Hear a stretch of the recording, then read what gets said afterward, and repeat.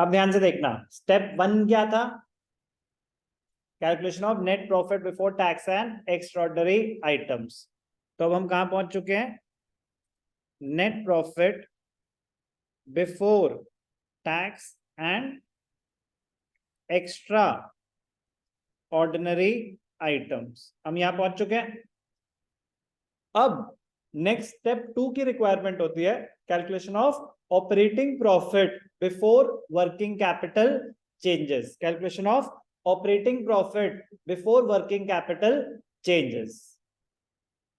तो क्या करेंगे? अब ध्यान से देखना, आपको ये बचपन में एक चीज कराई थी, statement of profit and loss. अब आप कहां पहुंच चुके हो? टेक्निकली यहां तक पहुंच चुके हो, प्रॉफिट बिफोर टैक्स तक।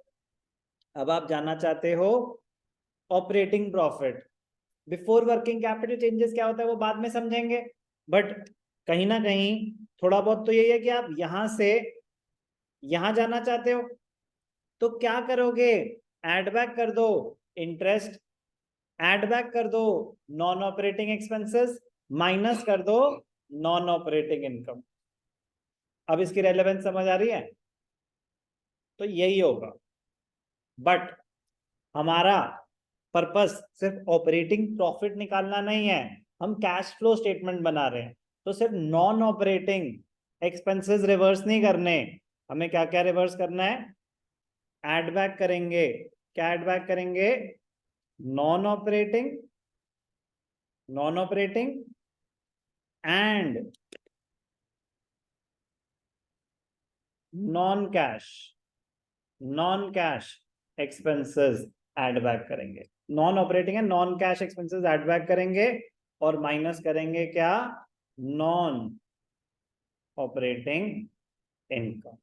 तो नॉन ऑपरेटिंग इनकम और कुछ नहीं, जो आपकी statement of profit and loss में अदर इनकम होती है वो सारी नॉन ऑपरेटिंग ही होती है।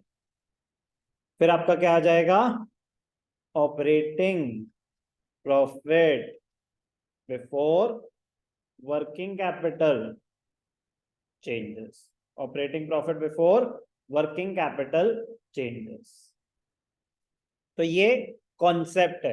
अब इसमें क्या क्या आइटम्स आएंगे वो भी हम देखेंगे। नॉन ऑपरेटिंग एक्सपेंसेस में क्या क्या ऐड हो रहा है? इंटरेस्ट ऑन बोरोइंग्स, डिबेंचर्स पे, लोन्स पे, loss on sale of fixed assets, डेप्री नॉन कैश डेप्रिसिएशन, अमोर्टाइजेशन, क्या क्या माइनस हो रहा है?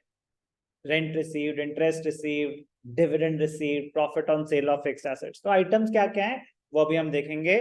कॉन्सेप्ट यही है। ऐड क्या हो रहा है? Non cash non operating expenses, minus क्या हो रहा है? Non operating incomes. कैलकुलेट क्या कर रहे हैं? Operating profit before working capital changes, operating activities में स्टेप 2। ध्यान से देखेंगे इसके कंटेंट्स, ध्यान से देखना। वही सेम चीज जो सुनी, अब डिटेल में discussion. Determination of operating profit, colour changes to blue. क्या कर रहे हैं हम? Operating profit before working capital changes. Working capital changes क्या है? यहाँ पे दूर दूर तक कोई लेना देना नहीं है, जब आएंगे हम तब डिस्कस करेंगे। फॉर दिस नेट प्रॉफिट, हम क्या स्टार्टिंग पॉइंट हमारा अब क्या है? अब स्टार्टिंग पॉइंट है net profit before tax and extraordinary items, ये निकल चुका है। अब हमें क्या क्या पता होना चाहिए?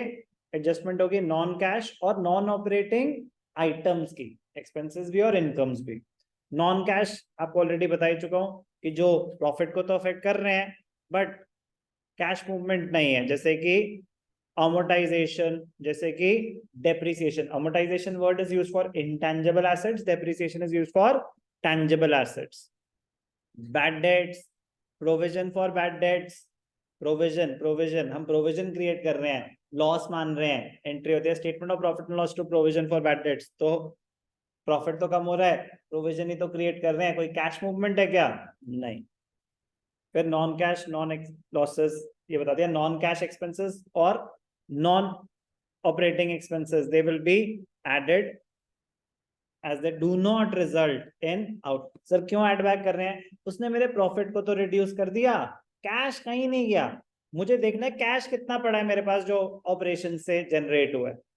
तो ऐसे कुछ एक्सपेंसेस जिसने मेरे कैश बैलेंस को तो रिड्यूस कर दिया, जिसने मेरे प्रॉफिट को तो रिड्यूस कर दिया, बट कैश बैलेंस को रिड्यूस नहीं करा, वो एड बैक हो रहा है, वो एड बैक हो रहा है।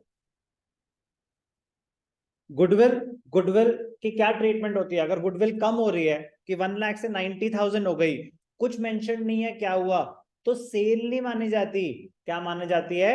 Amortisation of goodwill. Goodwill right of हुई है। क्या हुई है? गुडविल राइट ऑफ हुई है। अगर गुडविल गिर रही है, कुछ मेंशन नहीं है, तो गुडविल राइट ऑफ हुई है, अमोर्टाइजेशन ऐड करेंगे, गुडविल रिटन ऑफ। गुडविल अगर बढ़ रही है, 1 लाख से 1,10,000 हो गई है, परचेज करी होगी, सिर्फ और सिर्फ एक ही, अप्रिसिएशन नहीं बोलते उसको, ठीक है ना? क्या बोलेंगे? Purchase of goodwill. फिर goodwill will be treated as a fixed asset.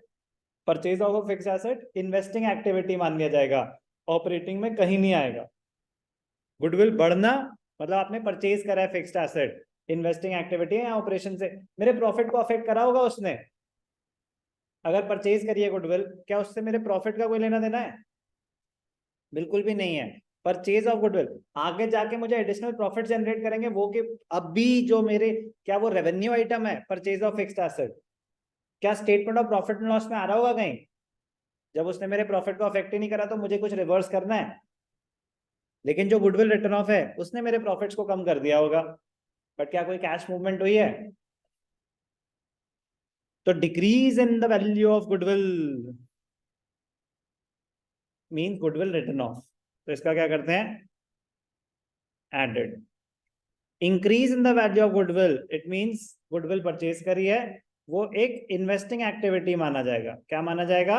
Investing, operating activities में कहीं नहीं आएगा। नॉन कैश इनकम्स, अगर आपकी कोई एक्सेस प्रोविजन, एक तो होता है ना प्रोविजन फॉर डाउटफुल डेट्स बढ़ गया, तो मतलब आपने प्रोविजन क्रिएट करा है। प्रोविजन फॉर डाउटफुल डेट्स कम हो गया, मतलब आपने प्रोविजन रिवर्स करा है, एक्सेस प्रोविजन राइट बैक करा है, आपके बैड डेट्स रिकवर हुए हैं, ये सब नॉन कैश, मतलब बैड डेट्स रिकवर्ड नहीं, आपका एक्सेस प्रोविजन रिवर्स, वही काफी है नॉन कैश इनकम के लिए। ध्यान से देखेंगे, नॉन ऑपरेटिंग नॉन कैश, क्या क्या ऐड होगा? डेप्रिसिएशन। क्यों ऐड हो रहा है डेप्रिसिएशन? Non cash. अमोर्टाइजेशन वही सेम, इंटेंजिबल एसेट्स का, depreciation is for tangible, amortisation is for intangible, goodwill, patents, trademarks amortised. तो ये क्या है? Non cash. Interest add back हो रहा है, चाहे वो बैंक ओवरड्राफ्ट का हो, कैश क्रेडिट का हो, चाहे वो बोरोइंग्स का हो, चाहे वो आपके शॉर्ट टर्म हो या लॉन्ग टर्म हो, ये ऐड हो रहा है। सर इसमें तो पैसे जा रहे हैं, ये क्यों ऐड हो रहा है? क्योंकि ये नॉन ऑपरेटिंग एक्सपेंस है। क्या है ये? Non operating expense. कौन सी एक्टिविटी है ये? फाइनेंसिंग। तो यहाँ पे रिवर्स हो जाएगा, फाइनेंसिंग में दिखाएंगे एज एन आउटफ्लो। तो सर हमने जैसे ऊपर डिविडेंड ऐड किया था स्टेप 1 में, इंटरेस्ट भी अगर स्टेप 1 में ऐड कर दें गलत माना जाएगा, क्योंकि पहले आपको कैलकुलेट करना होता है net profit before tax and extraordinary items, फिर कैलकुलेट करना होता है operating profit before working capital changes. Net result तो सेम आएगा, प्रेजेंटेशन एरर होगा कि अगर आपने स्टेप 1 का आइटम स्टेप 2 में दिखा दिया या स्टेप 2 का स्टेप 1 में। इट्स लाइक आप फाइनेंशियल स्टेटमेंट्स बना रहे हो, आप बोल रहे हो कि सर मैंने ना wages profit and loss account में दिखा दी ट्रेडिंग अकाउंट की जगह, तो मेरा नेट प्रॉफिट तो सेम ही आएगा ना। हाँ बट ग्रॉस प्रॉफिट सही नहीं आएगा ना, गलत है, वो एरर माना जाएगा। तो स्टेप 1 के आइटम स्टेप 1 में रहेंगे, स्टेप 2 के स्टेप 2 में रहेंगे। इंटरेस्ट एड बैक हो गया। Underwriting commission, share issue expenses, again क्या है ये? फाइनेंसिंग। क्या है ये? Financing. Loss on sale of fixed assets, technically तो ये क्या होता है? Non cash. Loss on sale of fixed asset, 50,000 की चीज 40,000 में बेची, आपने पैसे थोड़ी ना दिए किसी को, आपको कम मिले हैं। 50,000 की चीज मैंने 40 में बेची, वो 10,000 का जो मेरा लॉस हुआ है वो क्या कोई कैश एक्सपेंस है? वो लॉस है, वो नुकसान है। तो उसने मेरे प्रॉफिट को तो रिड्यूस कर दिया, मैंने किसी को पैसे थोड़ी ना दिए हैं। क्लियर? ऐड होगा, बट नॉन ऑपरेटिंग है। क्या है ये? Non cash, non operating, business expense थोड़ी ना है, बिजनेस एक्सपेंस है। दो प्रीमियम ऑन रिडेम्पशन, रिडेम्पशन मतलब रीपेमेंट, अगेन फाइनेंसिंग एक्टिविटी। क्या होता है ये? Financing activity. आपका नुकसान हुआ है बट नॉन ऑपरेटिंग एक्सपेंस है। Provision for doubtful dates, increase हो गए, क्या है ये, नॉन कैश। इस साल आपने नया प्रोविजन क्रिएट करा, इंपॉर्टेंट है, इंक्रीज इन प्रोविजन ऐड होगा। लॉजिक यही चल रहा है सिंपल सा, नॉन ऑपरेटिंग और नॉन कैश एक्सपेंसेस ऐड हो रहे हैं, बट वो क्या क्या हो सकते हैं, तो एक exhaustive list, depreciation, amortisation intangible assets की, इंटरेस्ट किसी पे भी, bank overdraft, cash credit, short term loan, long term loan, share issue expenses, underwriting commission, loss on sale of fixed assets, premium on redemption of preference shares और debentures, increase in the provision for doubtful debts. Minus items जो आपके other income है, जैसे कि interest received, dividend received, rent received, profit on sale of fixed asset, ये चारों के चारों क्या होते हैं, नॉन ऑपरेटिंग इनकम। तो यहां तो माइनस हो रहे हैं, फिर ये कहां ट्रांसफर हो जाएंगे, इन्वेस्टिंग एक्टिविटीज में। कहां पे आ जाएंगे ये, इन्वेस्टिंग एक्टिविटीज। और लास्ट में क्या माइनस होता है, decrease in provision for doubtful dates. Provision for doubtful dates अगर बढ़ रहा है तो नॉन कैश एक्सपेंस माना जाता है, कम हो रहा है तो नॉन कैश इनकम माना जाता है। कम हो गया प्रोविजन, मतलब credited to statement of profit loss, profit तो क्रिएट हुआ है, पैसा थोड़ी ना आया कहीं से, तो मेरा प्रॉफिट तो बढ़ गया, पैसे कोई नहीं आए, तो माइनस करेंगे। ये करने के बाद जो नेट रिजल्ट आता है उसको बोलते हैं operating profit before working capital changes. Operating profit before working capital changes. तो बेटा ये है स्टेप 2। क्या है ये, स्टेप 2। याद करने पड़ेगी, ऑर्डर जरूरी नहीं है कि आपका यही ऑर्डर हो, बट क्या क्या ऐड हो रहा है ये पता होना चाहिए, आप एडवांटेज पे रहेंगे अगर याद है तो। वरना आइटम देख के बार बार दिमाग पे जोर डालना पड़ेगा, इसका क्या करते थे, उसका क्या करते थे। कैश फ्लो स्टेटमेंट करने का तरीका अलग ही है। आपको स्टेटमेंट, तभी तो मैंने स्टेटमेंट को तोड़ दिया है, बहुत बड़ी स्टेटमेंट है, उसको मैंने ब्रेक कर दिया मल्टीपल पार्ट्स में, one part at a time मैं डील करूंगा। बट मैं कह रहा हूँ उतना साथ साथ याद करते जाओगे तो खत्म हो जाएगी, मैक्सिमम 3-4 क्लासेस में फॉर्मेट खत्म हो चुका होगा। फॉर्मेट पहली लड़ाई है, फॉर्मेट अगर अच्छे से समझ आ गया तो प्रॉब्लम नहीं होगी, नहीं आया तो कर नहीं पाओगे, ठीक है ना। इसमें कोई वो नहीं है कि क्वेश्चन स्टार्ट हो जाएगा, खत्म, स्टार्ट भी नहीं कर पाओगे।